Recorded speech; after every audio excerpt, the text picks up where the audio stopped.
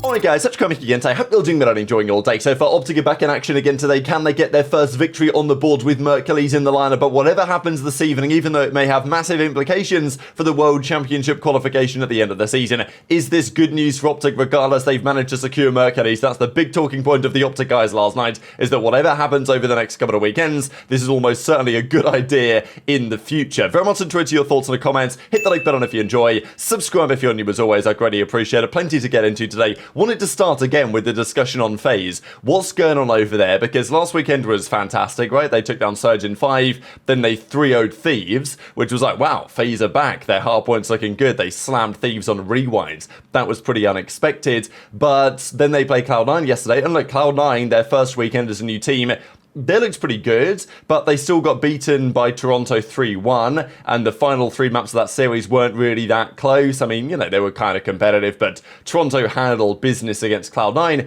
so it was expected that FaZe, you know, at least should be able to do a similar thing. But the issue of FaZe, again, is in their respawn, and, you know, Simp says GG's Cloud9 lost 3-1. Kind of confusing, right? I mean, it's not even necessarily the control, although as I did say yesterday, FaZe's control used to be so much more ruthless than it presently is. Their search and destroy is fine, if not fantastic, but their hardpoint still is kind of nowhere. Drazah says, I played terrible today, and Kremp says, because Kremp had not beaten Drazah in his career until this point. Nobody beats Krempy 12 times in a row, GG's twin, so maybe the time had come. Now look, FaZe are still 2-1 in this set of qualifiers. They are still for now the #1 seed in the league, although Thieves may look to take that back after what happened to FaZe yesterday. But it's worth discussing exactly how it's possible that the numbers look like this, because with FaZe I think we always expect, and will continue to expect, that they'll bounce back, right? They'll figure it out, they will come different at some point. But top 6 of the last major, and then that surprising loss to C9 yesterday with very familiar stories emerging again, has raised big questions, right? I mean, these are Simp's numbers.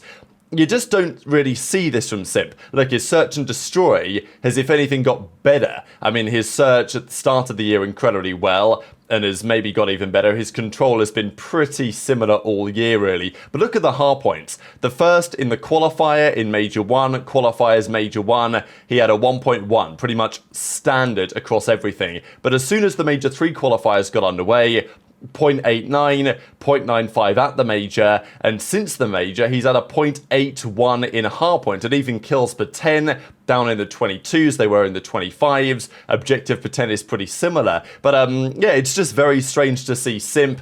Look, best player in the league, we talk about, right? It's certainly the player of the CDL era. But yeah, here we are having a conversation about Simp just really struggling, and struggling for a period of time. I think that's the surprising thing. Look, Simp occasionally will have an off series. It is what it is. But Simp has been consistently dropping 0.8, 0.9s in hardpoints now for like a month and a half.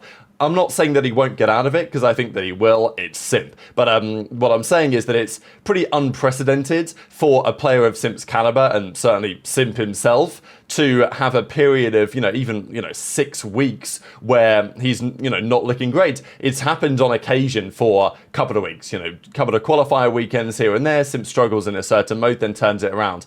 But to struggle over a period of a couple of qualifier stages, certainly a surprise. Not to say that he can't fix it, but it's certainly relevant. And I think, for Cellium, it's really interesting because Cellium's maybe even just got better and better as the season has gone on. There was a bit of talk yesterday whether he has the highest floor of any player in COD history, as in, his worst possible performance is still like a 0.9, which, to be honest, it kind of is. There's some other players that come to mind: Scump, Simp, Formal, Prime, Slasher, Octane, but in respawn only, of course, not in search and destroy. A few interesting conversations, I guess, come to mind, but the numbers do kind of back it up. I mean, these are Cellium's numbers on the year. Even if you look at hardpoint, okay, at Major 1, he had a 0.96, but excluding that, 1.16, 1.18, 1.19, 1.1, 0.12, 0.15. Okay, search and destroy has been a little bit more hit and miss, but generally it's been on. His control has been insane, frankly, all year. And yeah, it's just interesting, isn't it, to consider what's currently happening with FaZe. They're still going to be a threat. They're always going to be a threat. But there's no denying right now that a hardpoint has been a problem. And Simp, it was aBeZy really last stage. But this stage so far, it's looked like actually Simp's the one who's kind of struggling to put it all together at the moment. Of course, it's teamwork related. And Simp actually does a lot of objective work for the team in all of the modes, which still kind of surprises me. But, you know, that's the way that he wants to play. That's the way that the team wants to play. But right now, their hardpoint is a liability. I mean, getting beaten in 2 of them by Cloud9 is not a great sign. And we'll see how Cloud9 get on tonight, because another massive game for them. But OpTic played Boston yesterday. They go down in 5, again in search and destroy. Some of the plays were definitely questionable. I don't think Shotzzy and Dashy said anything about it. Huke said GG's Boston, and MercuLes says GG's Boston, lost 3-2, will bounce back tomorrow. Now, they effectively do need to bounce back tonight. It wouldn't have mattered so much how Cloud9 lost yesterday, but now that they've won, it gets kind of important. And also for the winners bracket for the major, right? Because, look, they 3-0'd Surge last week with Skyz, which was pretty wild. That may be critical for OpTic down the line, because that's a huge win, a nice 3-0 win, which probably means that as long as they just hold their own from now until the end of this qualifier stint, they should be fine for the winners bracket. But they don't want to start 1-2, right? You really want to win tonight. They've got a winnable game, but you know, it will obviously require maybe better teamwork from the entire team, because yesterday MercuLes was, you know, the man. He had the most kills in the lobby, highest KD in the lobby, highest plus minus in the lobby, highest control KD in the lobby for that Hassy game 3. I know that there was talk yesterday about the vetoes, and again, I don't know if I mentioned it on the pre-show, but the series that they played at the major, they played a Hassy Search game 2 and got 6-0'd. And I was like, why? Like, if OpTic are going to play Boston again, which they did yesterday, don't play them on Hassy Search. And yet they did play them on Hassy Search game 5, which I know that OpTic probably will look at that map and thought they could have won it, but I'm still a little confused. I know there's other maps as well that Boston like that were in the pool, but it's like Hassy Search is Boston's bread and butter, and I thought there's no way that OpTic should allow it, but they did. So, you know, look, again, it's maybe the same old, but it's a new team, so what's going to happen, we'll see. But I wanted to share some of the reaction here from the OpTic guys, because Scump, certainly Hex, of course, they're frustrated losing the series yesterday, but in terms of what it means for the future of the team, it should be a good thing. An online qualifier is an online qualifier. This season's been so disastrous that it's not like they're fighting for #1 seed in the league or anything. They're fighting for their world championship spots, and they should still be fine, you would argue. But as Hex says, and the guys were suggesting, look, it's tough to lose 2 searches in that way, but they nearly pulled off a reverse sweep. They had a couple of very nice map wins in there, largely off the back of MercuLes.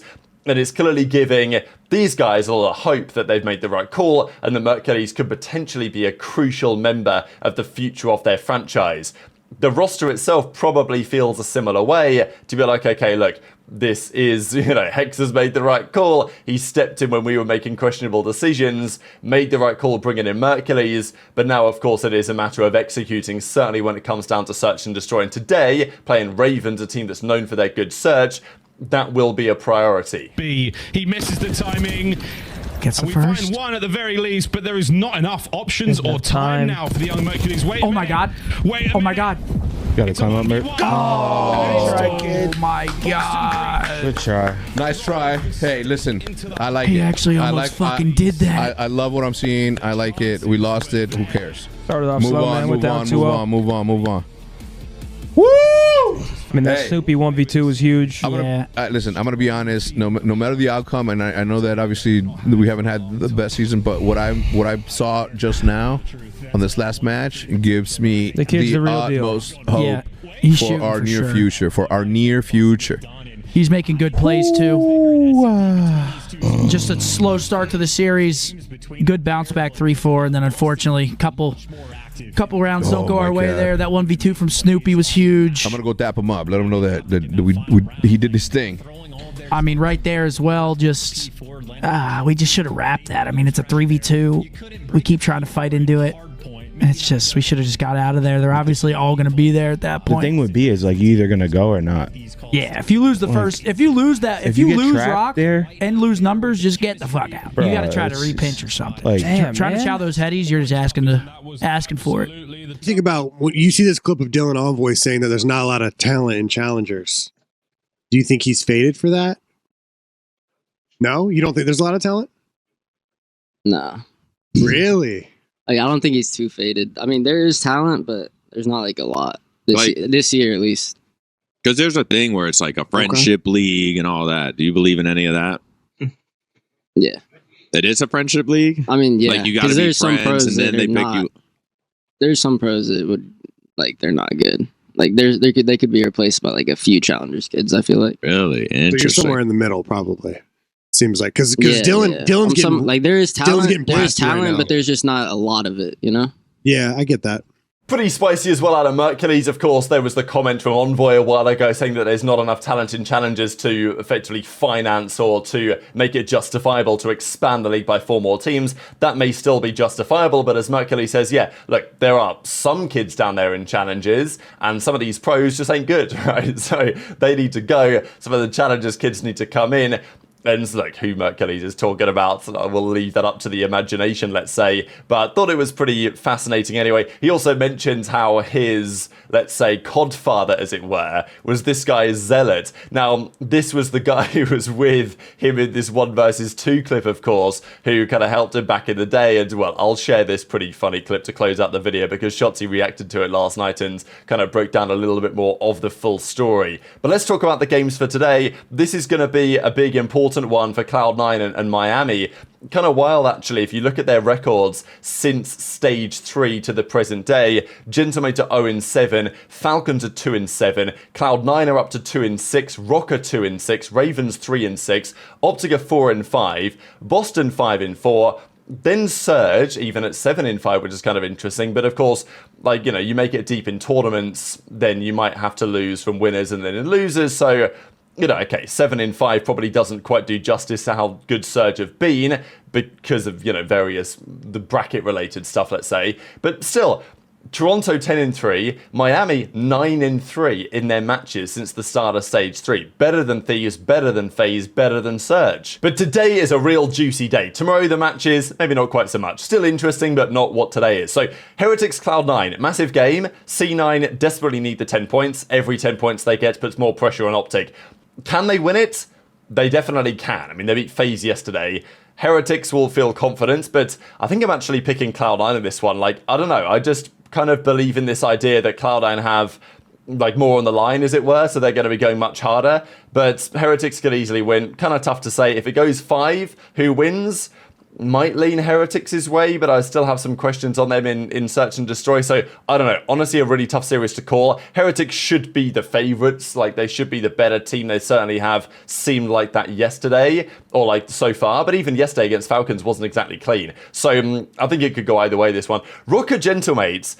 Look, I don't want to say upset alert, but like, last week Gentlemates looked a little bit better. And maybe at this point, it's, you know, but for Rocker, they've got so much to play for. Like, they desperately need the 10 points, and it's not impossible yet. They're not out of it yet. They could still make a run at the major. So, like, this has to be a 10 points for them. If they lose it, I mean, look, I think they're probably chalked anyway, but if they lose it, it really is just absolutely horrific how they've just completely collapsed as a mental team. Thieves Falcons. Thieves should bounce back nicely and reclaim their spot as the #1 seed, you would think, if they've obviously locked in after practice. And then Ravens OpTic. Super fascinating series again.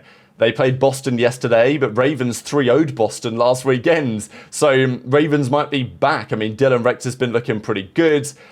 I think it's a real interesting battle here because Rex and MercuLes were kind of the 2 players out of challenges who were really in the conversation to get signed. Ravens went for Rex, and then MercuLes was the other one who was left when OpTic, or when Toronto needed him, and then of course now he's on OpTic gaming. So I think this is really tough to call.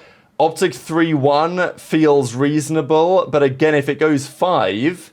You know, am I taking Ravens? Probably I'm taking Ravens as a slight favourite there. So, yeah, I don't know. It's going to be a big day. Very well to enter into your thoughts in the comments. Hit the like button if you enjoyed. Subscribe if you're new. Take care. And I'll see you next time. I'm always GG's, bro. You're always GG's? Yeah, always.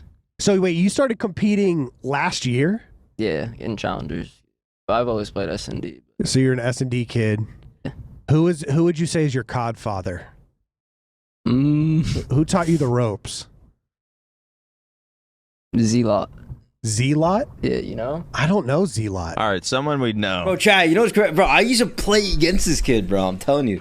Chad, look at this shit. Ender broke him the fuck down, dude. This shit's so crazy, bro. I cannot believe I'm playing with this guy. This is for fucking $500 each. When he was 15, I was 17. Outer? Dude, are you kidding me? This is last round, last map. We had to reset it. That's why it's 2-3. I mean, his teammate was crying. His teammate literally cried. That guy right there. That guy cried after. This is Merc right here, pissing himself. Let's fucking go! Get the fuck off me! You fucking nervous wreck! You fucking nervous wreck! Let's fucking go! Don't ever shoot my body, talk shit! You fucking nervous fucking shit, Steve! Let's go! He cries. This is from their POV! Don't ego chow, don't ego chow. Don't ego chow! That's not Eddie! Play life, we're good, we're good. Wait. Come on, I'm here with you. Bro, he's inside, he's on you! No, man, I'm gonna have to hit him! No, man!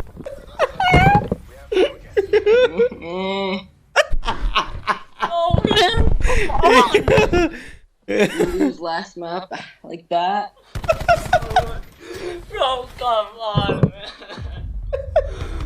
Oh, man. Yeah. I'm fucking ending it, bro.